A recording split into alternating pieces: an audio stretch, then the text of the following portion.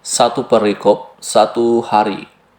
Pembacaan kita pada hari ini, Filemon pasal 1, ayat 1 sampai ayat yang ketiga. Salam.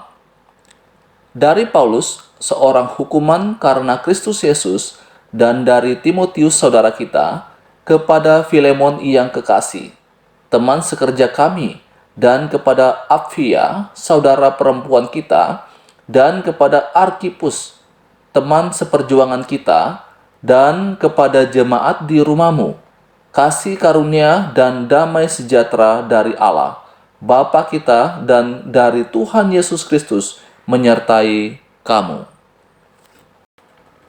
Saudaraku, surat Filemon ini hanya terdiri dari satu pasal saja. Penulis surat ini adalah Paulus. Dan ada beberapa hal menarik dari perkenalan Paulus.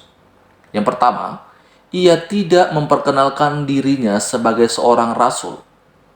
Padahal kalau kita membaca surat-surat yang lainnya, ia selalu memulai perkenalannya dengan menyebut dirinya sebagai seorang rasul dari Yesus Kristus. Saudaraku, pada waktu otoritas sebagai rasul memang dibutuhkan, maka Paulus memulai suratnya dengan menyatakan diri sebagai rasul. Kalau kita memperhatikan salah satunya, ketika ia mengirim surat kepada gereja di Galatia, pada masa itu muncul ajaran sesat, sehingga Paulus merasa perlu untuk memperkenalkan siapa dirinya. Dia bukan seorang pengajar palsu, tapi dia benar adalah rasul daripada Yesus Kristus. Contoh yang lain, ketika ia mengirim surat kepada gereja yang ada di Korintus. Pada masa itu, kerasulannya diragukan oleh beberapa orang, sehingga penting bagi Paulus untuk menyebutkan dirinya benar-benar adalah rasul dari Yesus Kristus. Kemudian hal yang kedua yang menarik dari perkenalan Paulus ini, ia memperkenalkan dirinya sebagai seorang hukuman. Tetapi hukuman bukan karena ia melakukan suatu kejahatan moral atau pelanggaran hukum, melainkan karena Kristus. Ia menderita, dia mengalami hukuman karena ia memberitakan tentang Injil.